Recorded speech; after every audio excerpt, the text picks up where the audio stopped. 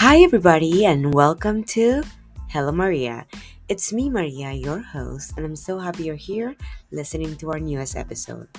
Hello Maria is a podcast created to talk about everything that life throws at you. Because remember, every friendship starts with a hello.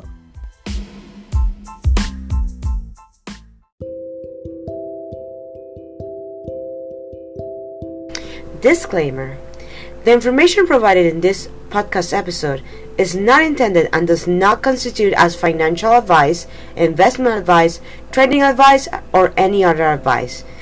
It is only provided for educational, informational, and entertainment purposes only.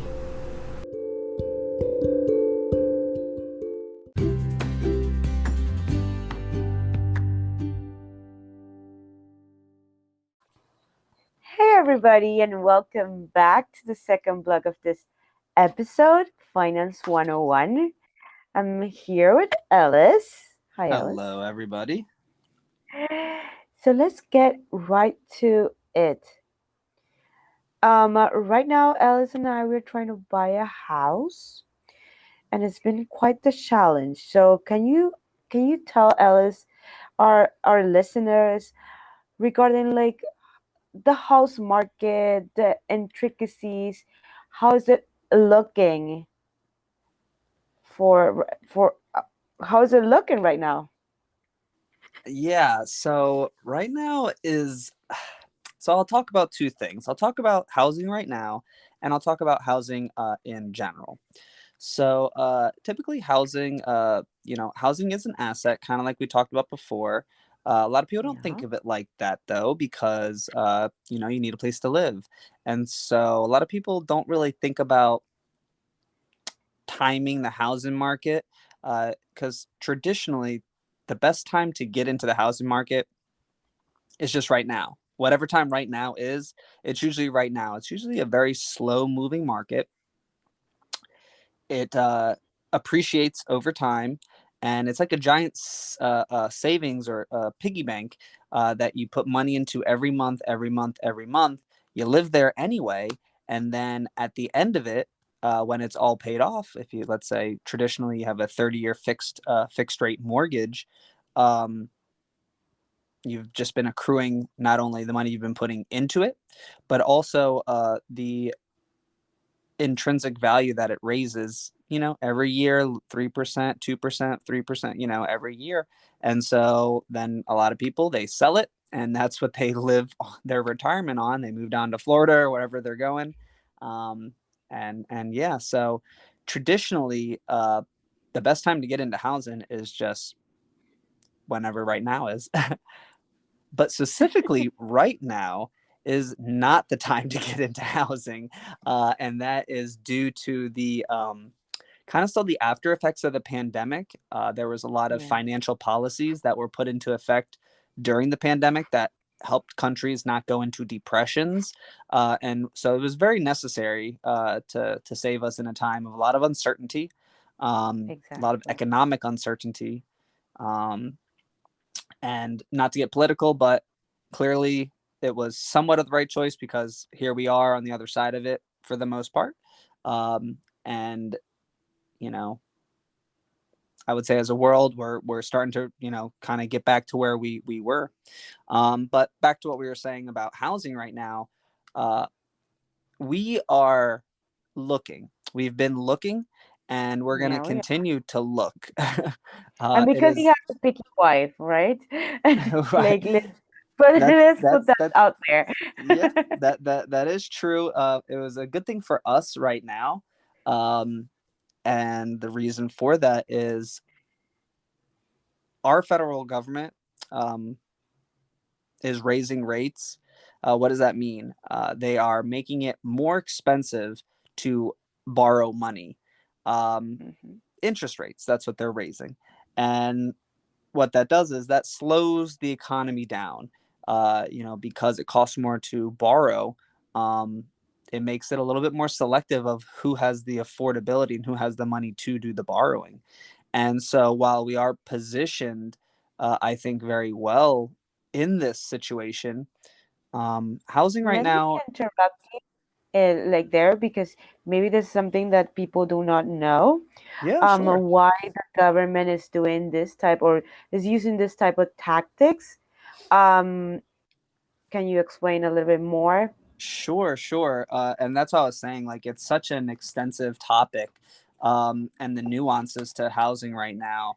So, I referenced a few minutes ago how during the pandemic, a lot of countries had very, let's call it, lax or generous financial policy.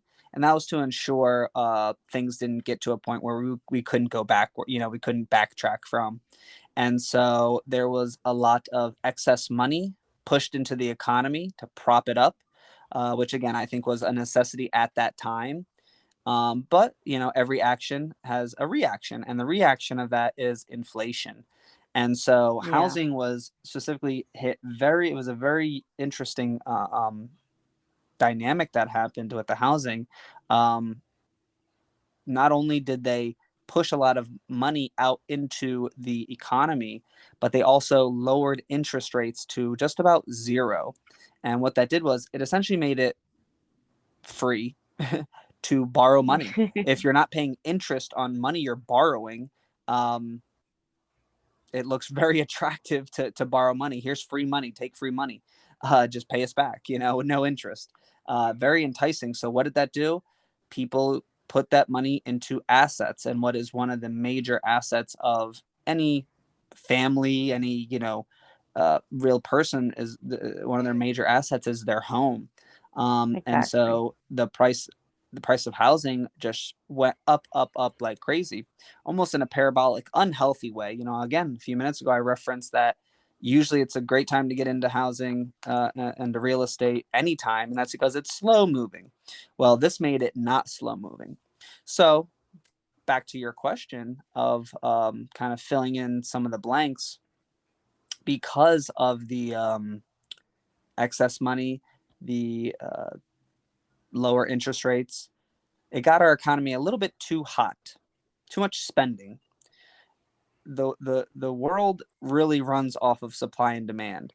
When there's too much demand and not enough supply, um, the price for those goods goes up because I have so many people that are demanding these goods that I can charge more money and they're willing to pay for it.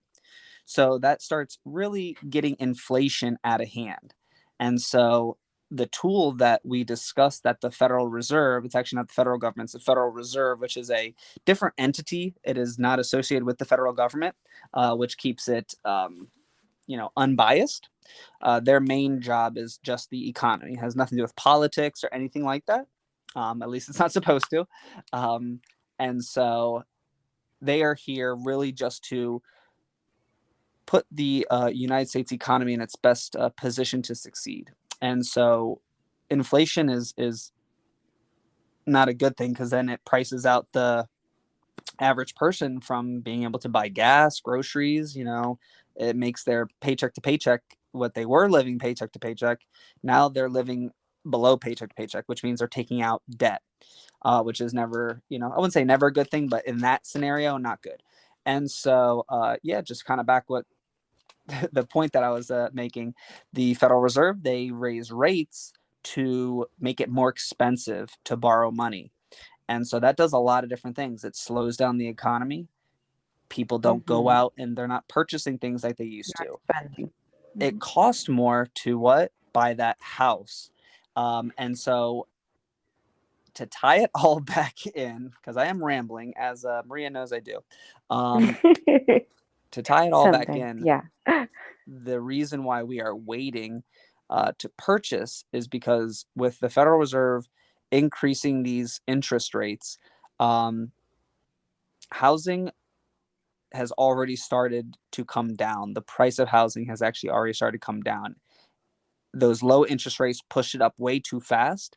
And now essentially what they're doing is just correcting us back downwards. And so it's a healthy thing because it's not ever good when things are too hot or too cold. Right in the middle is Exactly. always the best route. And so for Marie and I, we're tentatively kind of waiting. We're waiting for a great opportunity. We happen to think, and again, disclaimer, not financial advice. Don't do what we're doing. Do your own research and look into, if you're interested in housing, definitely look into it yourself. But we are looking at the middle of next year to the end of next year as a really good opportunity to get into housing. While the interest rate will be high, prices will come down. So we've done a lot of our due diligence on this topic, and we are believers in what we think is going to happen. And what we think is going to happen is rates will continue to go up, and they will stop raising it at some point, but then they will keep it at that higher rate, and it will continue to have pressure on the housing prices, and it will continue to just slowly push housing prices down to a more in line, reasonable value for what they are. At that time, when it's gotten hit a little bit and it's pushed that price down, that's when Marie and I are really considering making our first home purchase. And we feel really, really good about that, because if history has told us anything, interest rates do not stay up and elevated for Exactly. Hmm. very, very many years. So we, with our research and our due diligence, we truly do believe that while we will purchase housing at low cost, high interest rate, at some point the Federal Reserve will reverse their um, policy. They will start to lower interest rates, and what that will do is that will then allow housing to start appreciating again.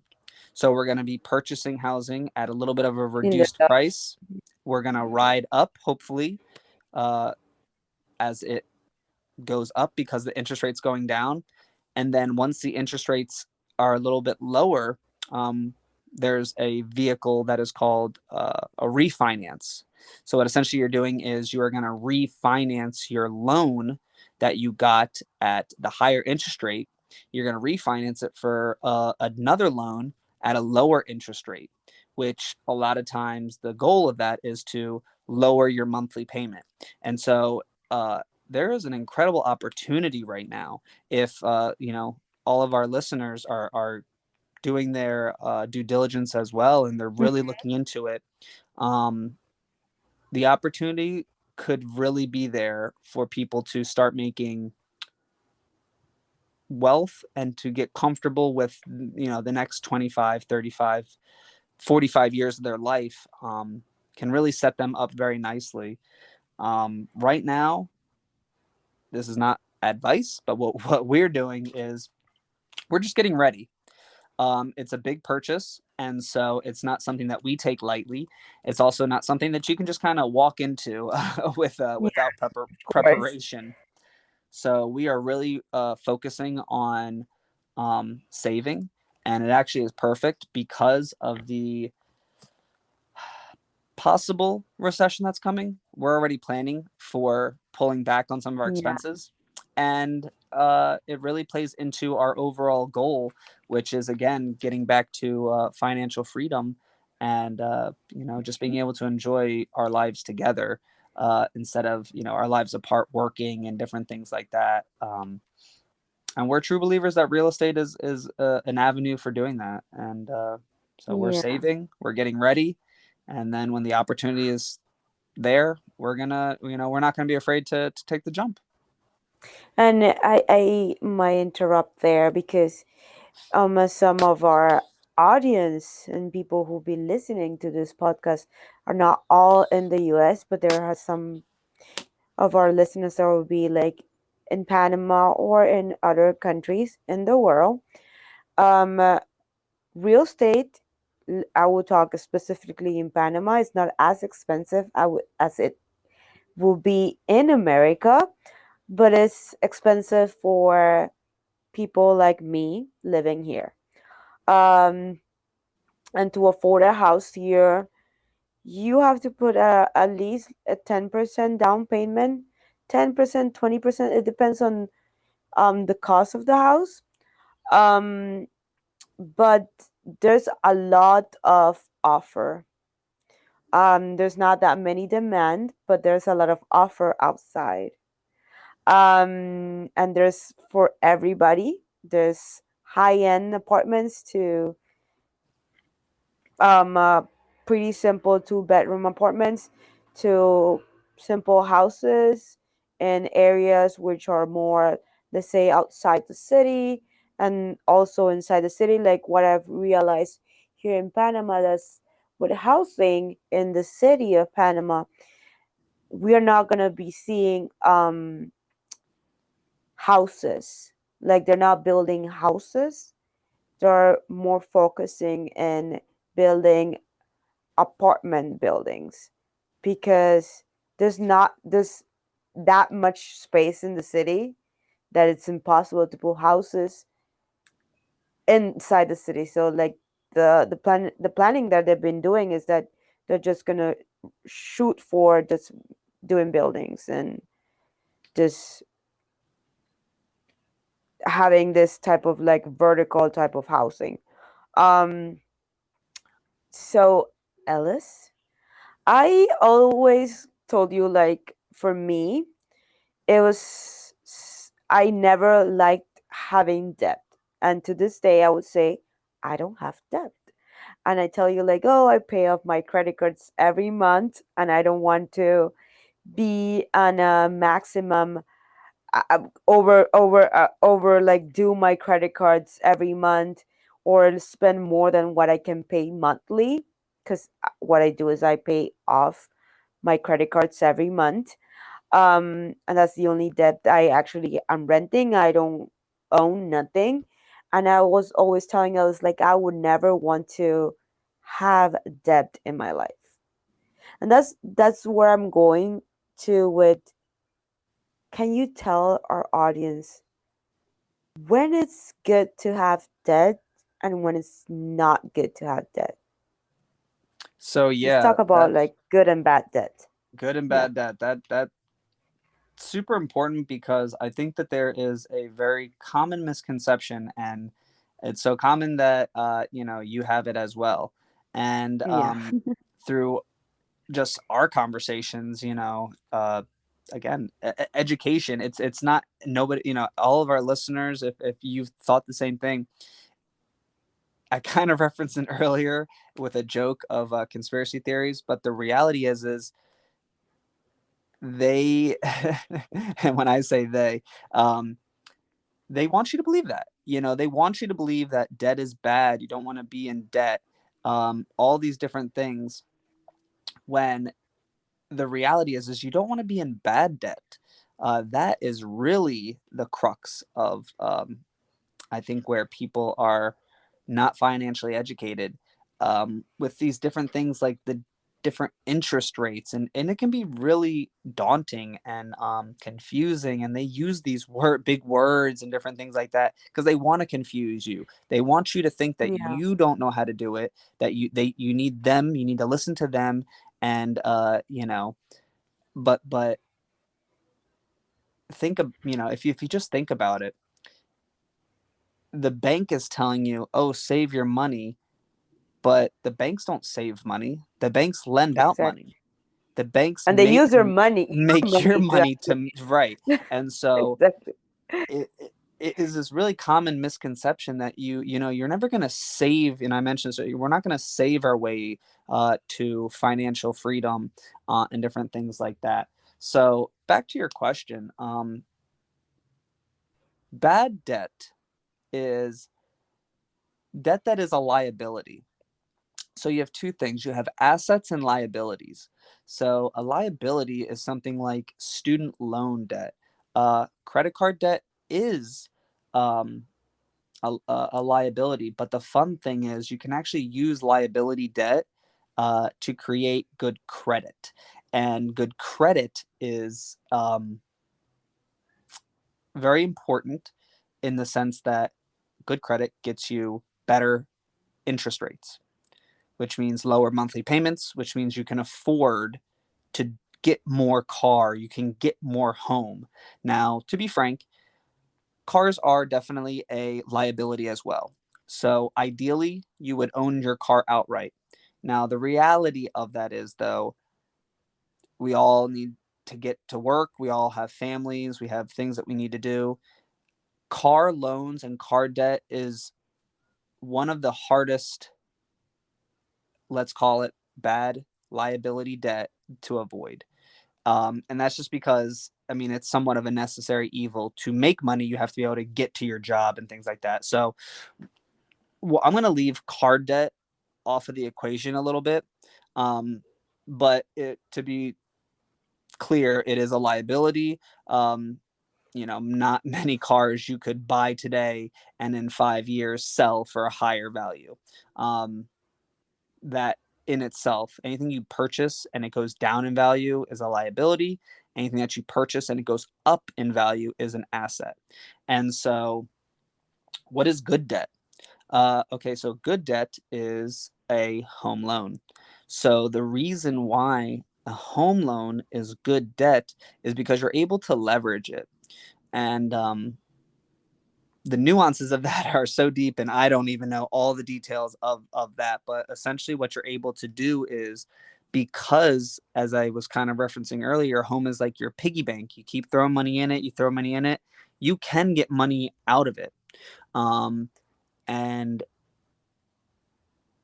there's different vehicles to pull your money out of it.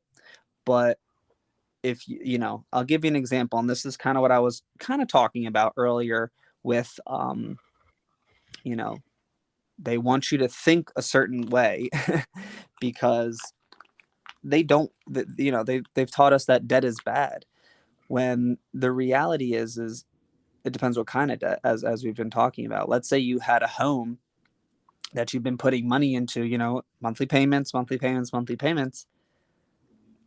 You could do something like we were also talking about refinancing. They have a thing called a cash out refi. What is that? That's where you refinance your property, but you pull a little bit of cash out of it.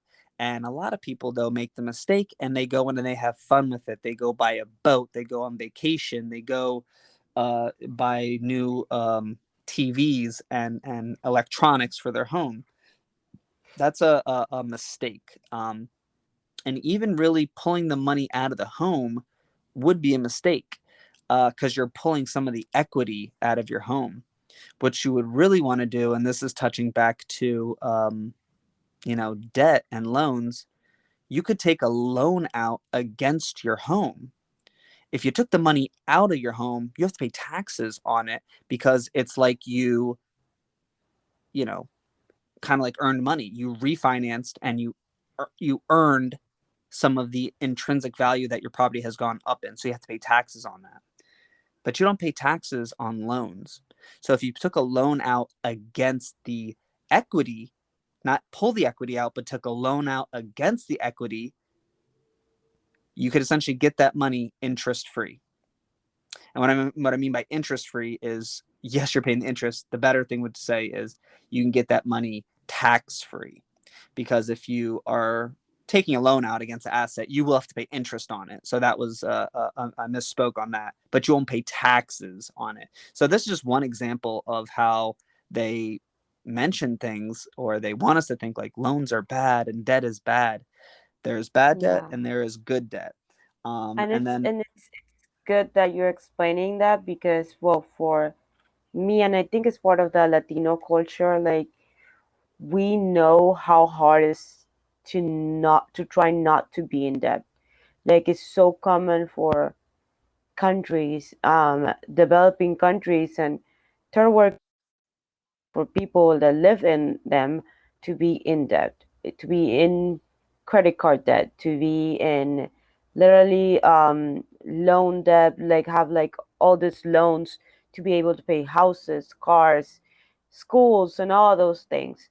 Because what you earn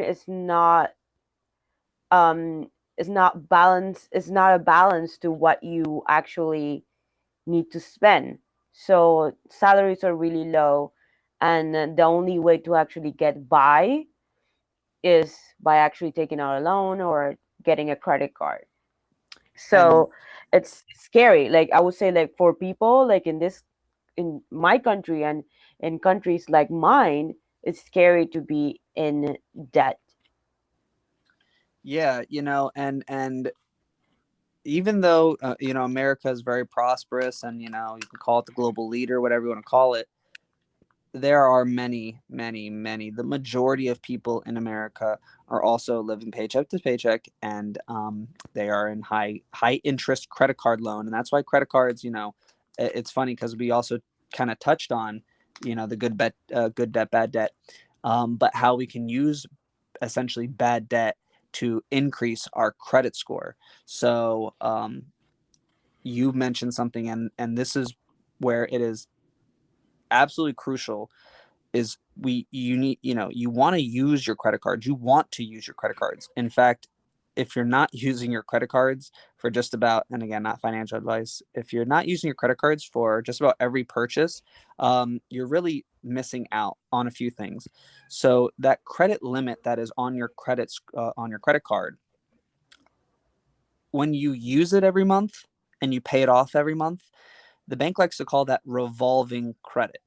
And they like people who have revolving credit, where they let you borrow it, but you pay it back immediately. And the fun thing about that is, you don't pay any interest on it if you pay it off within, I believe, 30 to 45 days. Check with your bank Yeah. and your credit card provider of the time frames.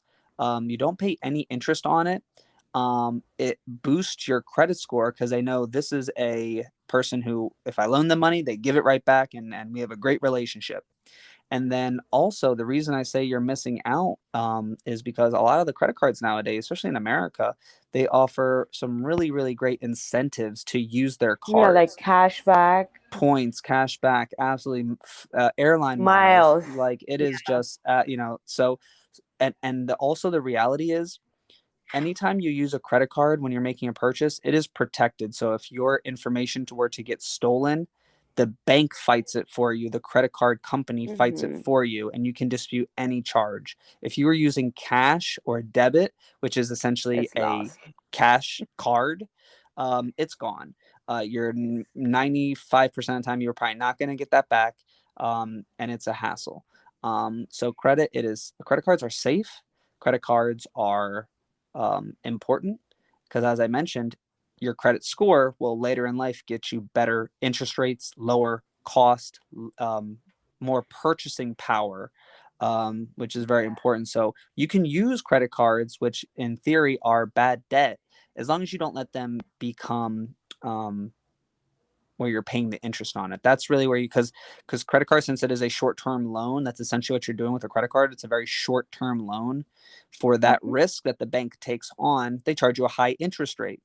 A lot of times upper teens to lower 20s interest rate, which a lot of times when you're thinking about $100 and you're like, okay, it's just 118, it's worth it. Like, I want to get these new pair of shoes. They're 100, but I'm going to pay 118 because I'm going to have to wait 2 months to pay it off. Hmm. But when you're talking about $100,000, well, now you're talking about 18,000. If it's 18%. What if your interest is 24%? You're talking about $24,000, and that's just 100,000. But if we're talking about a million, It's a lot. and so it really is actually drastic numbers. It just doesn't seem drastic to a lot of us everyday people because we're dealing in $5, $50. Well, again, it doesn't feel like a lot, but the reality is it adds up, and it's a slippery slope. And one Hmm. little trick that I will leave you with, um, Maria and I, we talk a lot about our future. We're trying to prepare for our future. I mentioned earlier about investing for your children.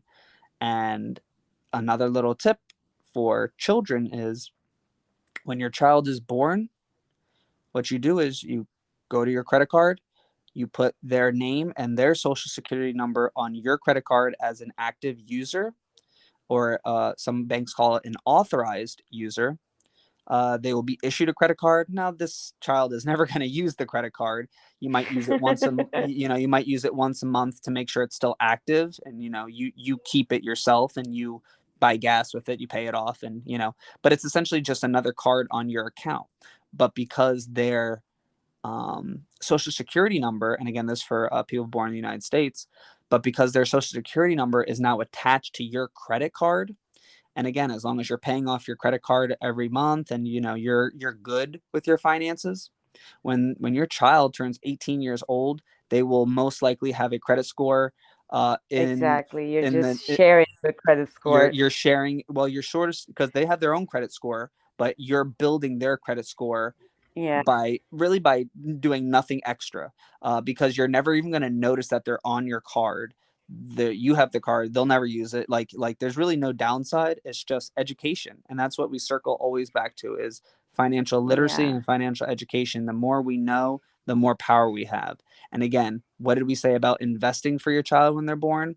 We want to set them up better than what we Hmm. had. We want to set them up for Exactly. success in the future. And so, what better way to set a child up for success that when they turn 18, they have a credit score in the 700 to 800 range, and they have $25 to $50,000 from the investment that you made when they were born, that now they can use to start a business, to go to school with no school debt, to buy their first small property, maybe a condo. And so that advantage is really almost something you can't quantify, um, because it puts them, it's a 100-yard dash, and they're starting at the 25-yard line. They're gonna win, and that's what we want to do for our kids. And so that's why financial literacy and education and being prepared is so important for us. And I hope everyone really enjoyed this. I really enjoyed it. I know Maria did as Yeah. well. It was a lot of fun, and I think a lot of great dialogue and information that we got out to you guys. So please look There's into this one stuff. last thing I wanted to talk about Uh-huh. because you mentioned it before regarding the 401k. So I wanted to touch base with that because you mentioned about it and how it's a good investment. I would say like I would say like it's more of a question for you because I'm not familiarized with the topic and the matching because we don't do that here. Like we have a retirement fund, and I think that the 401k and the retirement fund are two different things, if I'm not mistaken, in the States, right? uh yeah, maybe. So, but here we only have like a retirement fund. There's no like matching. There's an established percentage that is gonna be withdraw mandatory. It's not like, oh, I choose to actually do my 401k or not. Like it's mandatory. They're gonna remove this percentage from your salary every month, just like a tax. Um, and it's gonna go directly to your retirement. So it's 100%. So a percentage you is actually withdraw from your salary, and the other percentage is actually given by the company you're working from for. That's how it works here. So if you could explain a little bit more regarding like, oh, how you do the matching? Is it similar? Do you have established like percentage, or every company has a different percentage of what they're willing to match? So if you can elaborate with that, and that will be like, Every company is going to be different.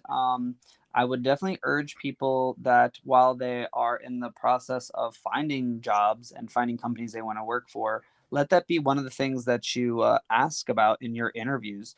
Um, what is the company providing you? It's not just the work and what you provide the company. It's a symbiotic relationship.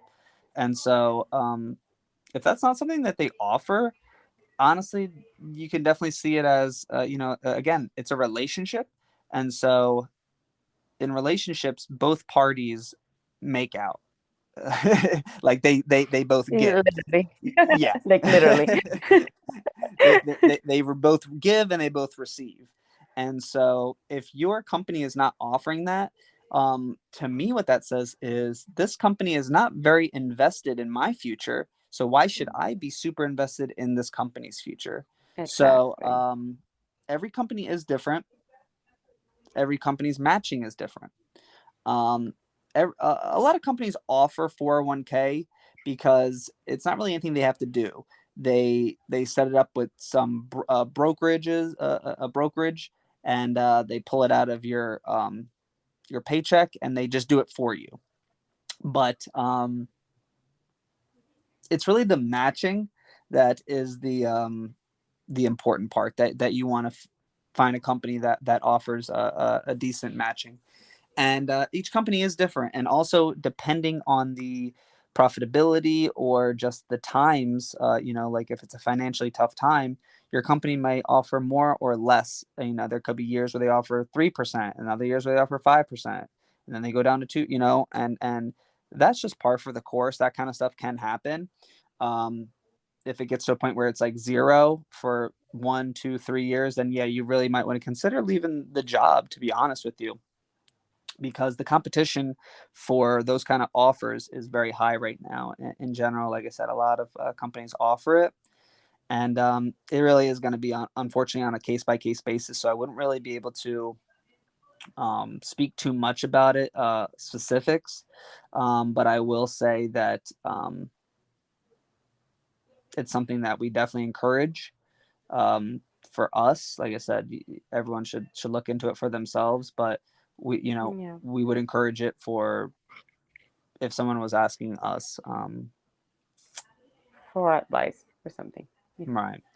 And so yeah, hopefully that it wasn't a great answer, but Yeah, hopefully but it did, that like, helped a little I would bit. say, And your companies help. do make it easy. Usually there's an enrollment period once a year. It's usually the beginning of the year. They usually have paperwork. Ask your HR about it. They usually have, like I said, enrollments, paperwork, things like that. So it's usually a pretty easy process. There's usually somebody that can assist you with it.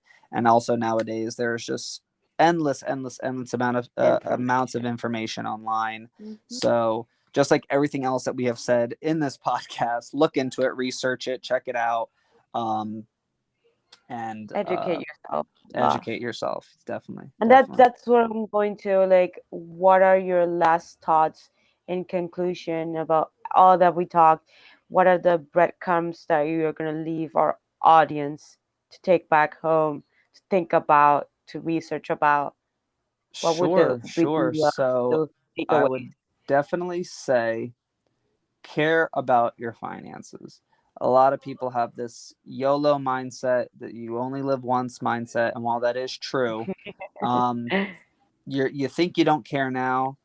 That'll change very quick to where you are caring, and I won't say it's would be too late. Hopefully you realize in your 30s, your 40s, but really getting past that point, honestly, it's going to start getting very challenging for you to have enough time for it to do its thing. Um, Care about it, research it, get into it, start educating yourselves on it, start educating your children on it. The sooner that they get into it, the better off you're going to be. My parents got into investing in their later years. They always did their 401k stuff, which is great, but there's just so much more. And so they got into it into their later years, a lot to do with my brother's interest in it, my older brother. Um, but the point of that is that because they were interested in it, they got us interested in it, and a little bit back and forth. But Yeah. I would have loved to got introduced to it 10 years ago, where you know I wish I had somebody, shaking my shoulders, banging it into my head like, hey, put $25 in, put $50 in, whatever you can put in, because the reality is it gets a little addicting. What I mean by that, in a good way, because you're going to start with $50, and over the first year, you put your $50 in every month, or twice a month, whatever you're doing. And let's say at the end of the year, you're $100 every month. That's $1,200.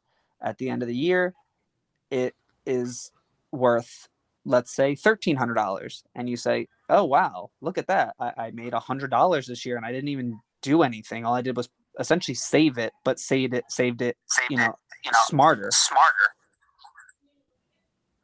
And And so, so, give me a moment.